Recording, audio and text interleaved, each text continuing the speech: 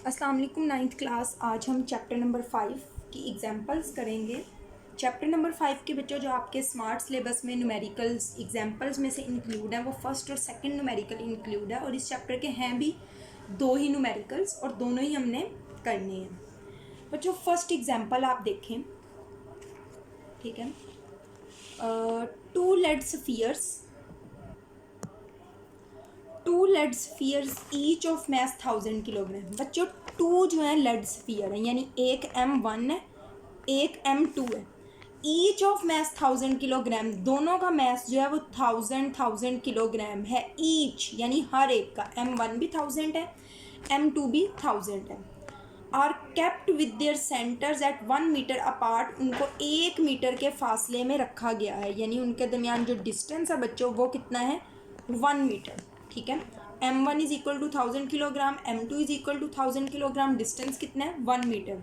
Find the gravitational force with which they attract each other, उनके दरमियान gravitational force मालूम करें जिस फोर्स के साथ वो एक दूसरे को क्या करते हैं, अट्रैक्ट करते हैं, यानी फोर्स ऑफ ग्रेविटेशन जो है वो हमने फाइंड आउट करनी है। तो बच्चों ये आपको दे दिया गया गिवन डाटा, ठीक है।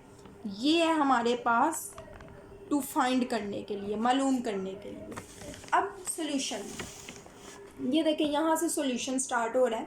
लॉ ऑफ ग्रेविटेशन में हमने पढ़ी थी फोर्स का फॉर्मूला क्या होता है, फोर्स ऑफ ग्रेविटेशन का F is equal to G(m1)(m2) over D का स्केयर।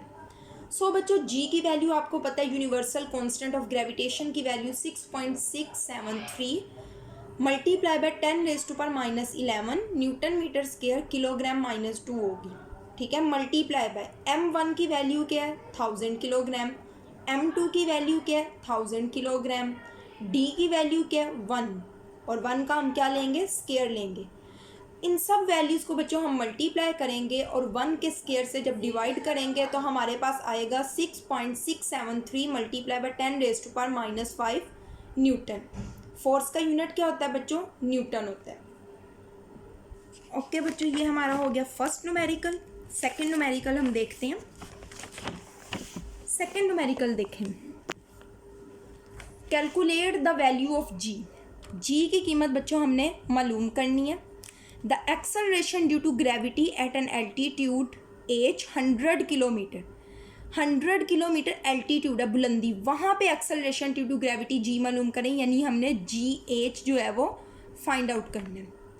हाइट बच्चों दी गई है 1000 kilometre. The mass of the earth is 6 multiply by 10⁻24 kilogram. ज़मीन का जो मैस है वो कितना है 6 multiply by 10⁻24 kilogram. The radius of the earth is 6400 kilometre. ज़मीन का जो रेडियस है बच्चों वो कितना है 6400 किलोमीटर है, ठीक है। अब बच्चों ये जो किलो का मतलब होता है ना, किलो का मतलब होता है 10⁻3।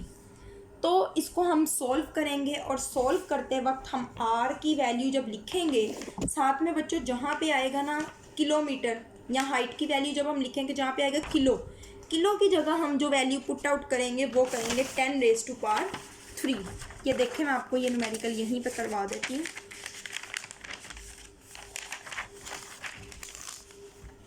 बच्चों सेकंड न्यूमेरिकल मैं करवा रही हूँ।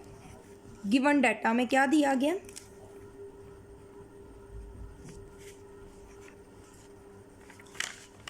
एक दो तीन चीज़ें दी गई हैं, ठीक है। टू फाइंड और फिर solution.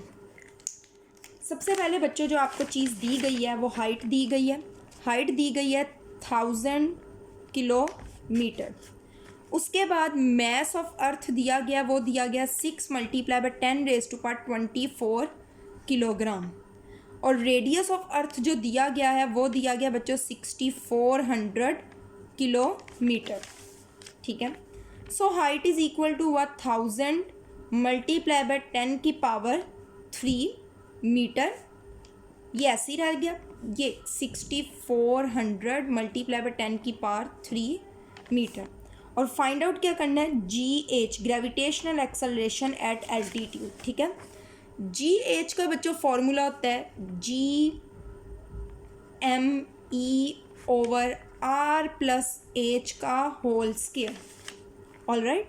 So G H is equal to, बच्चों जी की वैल्यू आपको पता है, हमने पढ़ा था यूनिवर्सल कॉन्स्टेंट ऑफ ग्रेविटेशन। तो जी एच की वैल्यू होती है 6.673 multiply by 10⁻⁻11। Mass of earth की बच्चों आपको वैल्यू गिवन है, नहीं भी दी हुई तो आपको वैसे भी जुबानी आती है, 6 मल्टीप्लाई बाय 10⁻24। आर की वैल्यू बच्चों क्या है, ये दी गई है 6400 मल्टीप्लाई बाय 10⁻3 प्लस एच की वैल्यू बच्चों क्या है 1000 मल्टीप्लाई बाय 10⁻3। ये हमने ब्रैकेट क्लोज करके इसका लिया स्क्वायर। अब बच्चों आपने क्या करना है, इन सारी ऊपर वाली वैल्यूज़ को मल्टीप्लाई करना है और फिर इन दोनों को आपने प्लस कर देना है। तो हमारे पास जो आंसर आएगा वो आएगा 7.3।